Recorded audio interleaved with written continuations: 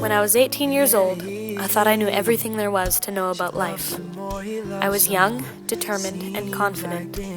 I was close to my father, my older brother Rob, and the rest of my 4 brothers and sisters. I knew the difference between right and wrong, didn't believe in the gray areas, and I didn't care what other people believed. It was my belief that there are a few rules that I was not willing to break, nor did I think others should. I didn't believe in doing drugs, teen pregnancy, sex before marriage, peer pressure, abusive relationships, and abortion.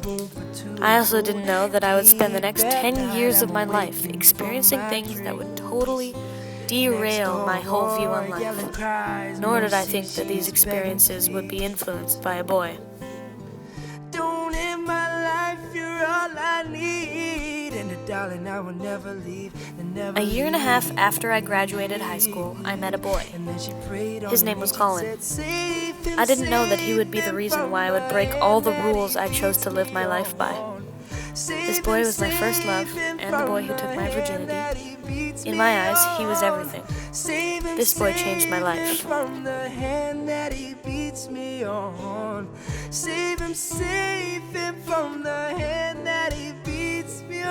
Everything began like a whirlwind romance. He was seemingly sweet, caring, cool, intriguing, and most of all, lived life on his own terms. I didn't know that I'd end up living my life on his terms too. It wasn't necessarily how I met Colin, but it was the way he could influence my thinking without trying. The first week I met him, he didn't amaze me through flowers, gifts, nice dinners, or by the way he dressed, but by the conversation we had. The thing that really drew me to him was the fact that he didn't seem like he was trying to have sex with me. 3 months later, I became pregnant and uprooted to his mother's house. Shortly after moving in with him, he became abusive. I always told myself that I would never stay with a man that was abusive in any way toward me. But I was in love, so it was okay, and love would make everything better.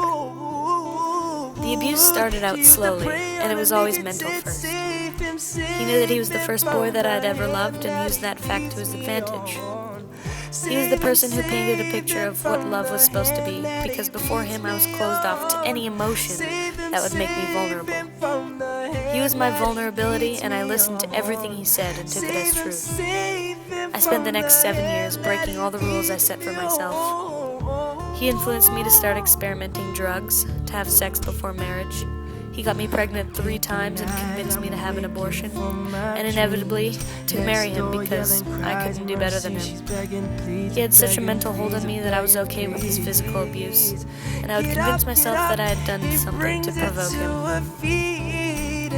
All the qualities I had as a person before I met him were no longer there. I ended up losing every aspect of myself to the point that even my father, who knows me better than anyone, didn't recognize who I was becoming. Those 7 years I spent feeling physically and mentally weak. No matter how strong I thought I was never strong enough to break free from this emotional terror he rained on my life. I spent those 7 years in love with this boy, Colin, but lost the person who I'd spent 18 years of life building. I allowed myself to be so consumed by this man that he influenced who I was. During this time, I became introverted, had low self-esteem, and made decisions that I would have never made if I didn't think that it would impact whether or not he would still love me. My family or friends didn't recognize me, nor did I know who I was anymore. No one understood why I stayed with this man. They just knew that something wasn't right with my behavior. The only thing I could see was that I loved this man. I felt that as long as I did everything I could to make him happy, I would be happy myself. Through these years, he cheated on me a total of 10 times or more. Choked me to almost blackout, gave me several black eyes, called me names, beat up my father, convinced me to have an abortion, and pulled a knife on me. Until the last day I let him lay a hand on me.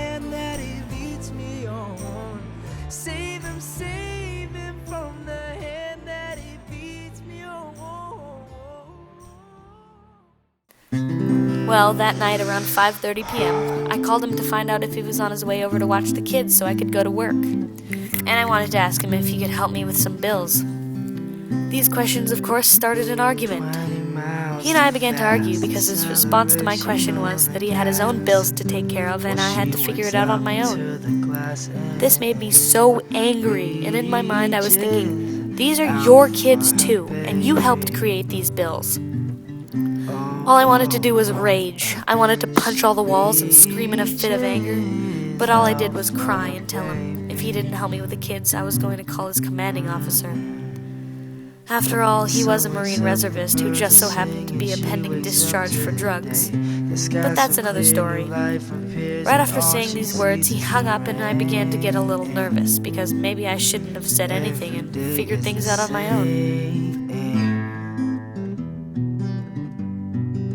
Cigarettes all stamped on the desk and empty bottles on the ground, and baby picture on the fridge of Katie reaching for a hug.